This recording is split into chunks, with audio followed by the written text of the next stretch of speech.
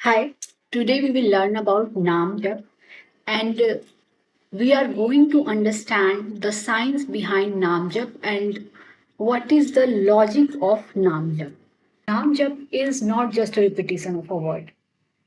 Its deepened function is remembrance of your true nature or true essence beyond your identity or role. तो जो नाम जप है इसमें होता क्या है सबसे पहले हम ये समझते हैं। नाम जप में हम किसी भी नाम को बार बार बोलते हैं like Ram Ram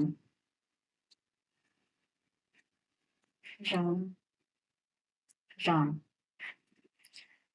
so Ram is what? Ram is consciousness. आप कोई भी नाम बोल सकते हैं जैसे राधा राम, उससे कोई फर्क नहीं पड़ता है कि आप नाम कौन सा बोल रहे हैं। राधा राम हर कुछ जो भी है वो कॉन्शियसनेस ही है। तो अगर हम एक नाम को, उस कॉन्शियसनेस को बार बार एक रिदमिक पैटर्न में बोलते हैं, सो ये हमारे माइंड में एक लूप क्रिएट करता है। एक हमारे माइंड में जो हमारे माइंड का थिंकिंग पैटर्न है उसको ब्रेक करता है ये।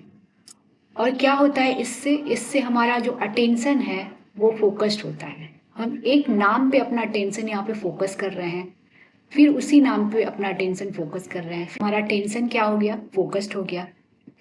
और जो हमारा मेंटल नॉइज है, जो हम ओवर थिंक करते हैं, जैसे कि हमारा माइंड एक सेकेंड के लिए भी नहीं रुकता है, वो या तो पास्ट के बारे में सोचेगा या फ्यूचर के बारे में सोचेगा। वो जो हमारा एक पैटर्न है पास्ट एंड फ्यूचर में ड्वेल करने का, वो यहाँ पे स्टॉप हो जाता है। हम अपना पूरा फोकस यहाँ पे कंसंट्रेट कर देते हैं। रिदमिक रेपिटेशन है, सेम नाम बार बार हम बोलते हैं, रिदमिक रेपिटेशन है। और इससे क्या होता है कि हम बार बार उस कॉन्शियसनेस को ही रिमेंबर कर रहे हैं। इससे हमारा जो अवेयरनेस है वो इंक्रीज होता है, जैसे ही हमारा मेंटल नॉइज डिक्रीज होता है। ये इनवर्सली प्रोपोर्शनल होता है, मेंटल नॉइज और अवेयरनेस। मेंटल नॉइज घटेगा, अवेयरनेस बढ़ेगा, अवेयरनेस घटेगा, मेंटल नॉइज बढ़ेगा। सो ये वाइस वर्सा है। सो ये जो होता है वो नाम जप में होता है। आइए समझते हैं कि जो नाम जप है इसका हमारे ब्रेन पे क्या असर पड़ता है। तो सबसे पहले तो ये जो रिपिटेटिव फोकस है वो हमारे डीएमएन को इंटरप्ट करता है। सो ये डीएमएन क्या होता है ये समझते हैं। डीएमएन जो होता है वो हमारा डिफॉल्ट मोड नेटवर्क है ये। जैसे यू थिंक अबाउट मी, या अगर आप पास्ट और अपने फ्यूचर के बारे में सोच रहे हैं, फ्यूचर इमेजिन कर रहे हैं या पास्ट को लेके वरी कर रहे हैं, अगर आप उस स्टेट में हैं तो वो आपका डीएमएन मोड हुआ।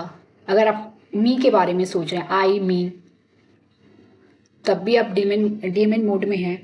अगर आप अपने आइडेंटिटी या रोल के बारे में सोच रहे हैं, आप अपने आइडेंटिटी और रोल के बारे में सोच रहे हैं, या अगर आप गिल्ट में हैं या फियर में हैं, ये सारा जो होता है डीएमएन मोड होता है। अगर आप इस मोड में हैं तो नाम जब क्या करता है, इस मोड को इंटरप्ट करता है, इसको वो स्टॉप कर देता है, रोक देता है। ये हमारा फर्स्ट हो गया। अब जो सेकंड है हमारा, सेकंड जो है, माइंड के पास बहुत लेस एनर्जी बचता है to create I am this I am that. जो माइंड ओवर थिंकिंग करता है उसके लिए इसके पास एनर्जी कम हो जाती है, जिससे रिजल्ट क्या होता है, आइडेंटिटी जो होता है वो लूजन हो जाता है। फिर हमारा थर्ड क्या होता है? थर्ड होता है कि जो ब्रेन वेव्स हैं वो शिफ्ट करती है।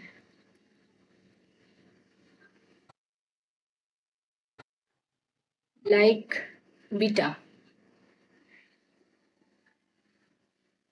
बीटा वेव जो है वो एक थिंकिंग वेव है और ये डिक्रीज हो जाता है। जो हम कंटिन्यूअस सोचते रहते हैं या किसी चीज़ के बारे में लगातार सोच रहे हैं, उस मोड को बीटा मोड कहते हैं और इसको ये डिक्रीज करता है। और अल्फा, अल्फा जब हम अपनी आंखें बंद करके रिलैक्स होते हैं, रिलैक्स्ड अवेयरनेस को हम अल्फा वेव्स कहते हैं, ये इंक्रीज होता है। And third one is theta. Theta जो होता है ये डीप इनवर्ड अवेयरनेस है, ये भी इंक्रीज होता है। सो इससे क्या होता है? इससे ये होता है कि ईगो बाउंड्रीज रिड्यूस हो जाती है और हमें एक पीस महसूस होता है, फीलिंग ऑफ पीस इंक्रीज होता है। सो नाम जब से ये हमारे ब्रेन पे असर होता है कि जो हमारा डीएमएन मोड है वो इंटरप्ट होता है। फिर we have left very less energy to create I am this I am that and in a result our identity loosen. Third one is there is a shift in a brain waves like beta decrease and alpha and theta increase. So in the result, ego boundaries reduce and there is a feeling of peace increase. Now let's understand what is the effect of Naam Jap on our nervous system. So by doing Naam Jap, our nervous system get regulated. So नाम जप से हमारा nervous system regulate होता है और नाम जप जो होता है वो पैरासिम्पैथेटिक नर्वस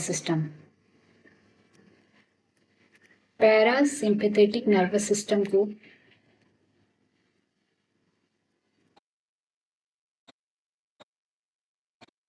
जिसको हम वेगस नर्व भी कहते हैं, इसको ये एक्टिवेट करता है।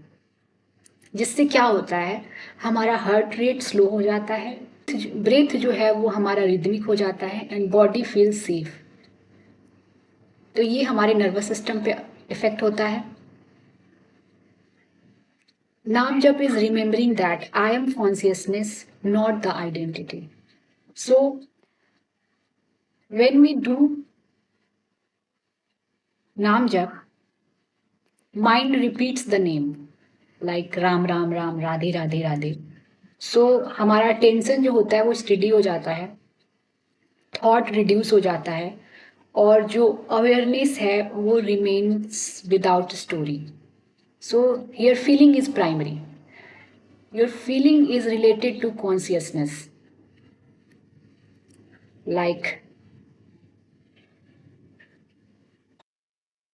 like Ram, this is consciousness. Radha, this is consciousness. If your attention is here, means you feel about this consciousness, you are feeling this consciousness, and there is a full presence of awareness. So हम क्या करते हैं कि जो नाम हम बार बार एक नाम को जब हम रिपीट करते हैं तो उससे क्या होता है, एक वाइब्रेशन क्रिएट होता है, हमारा अटेंशन जो है वो बिल्कुल फोकस्ड हो जाता है और हमारा फीलिंग जो है वो हम इस कॉन्शियसनेस को फील करते हैं, इसको हम महसूस करते हैं। और जब हम इसको अपने अंदर महसूस करते हैं तो हमारे अंदर ये जो है अवेयरनेस और कॉन्शियसनेस जो होता है वो इंक्रीज होता है। एंड हम ये समझते हैं कि I exist but not as a role और a story, I am a pure consciousness. Naam jap is embodied knowing, not intellectual knowing. So first understand what is intellectual knowing. In intellectual knowing, ego says, I know, I am consciousness.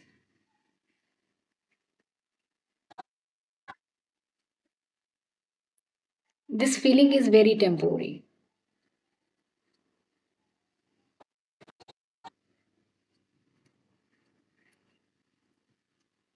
It is a mind level thing and it is conceptual, not practical. And what is embodied knowing? Embodied knowing is, in embodied knowing, ego dissolve.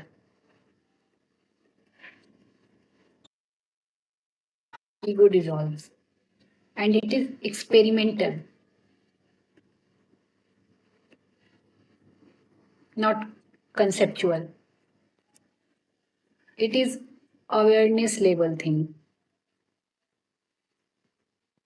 It is transformational,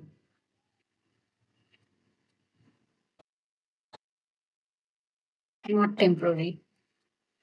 So this is embodied knowing is a naam jap, where we uh, not only intellectually understand that what is consciousness, but we embodied that things. और इस चीज को embody करते हैं कि आई am a consciousness. और intellectual knowing में क्या होता है कि बस हम चीज़ों को सरफेस लेवल पे समझते हैं कि कॉन्सियसनेस क्या है. So this is a very surface level thing. जब is a scientific method of shifting identity from I am the doer to I am the aware or presence. So hope you like this video. Thank you for watching.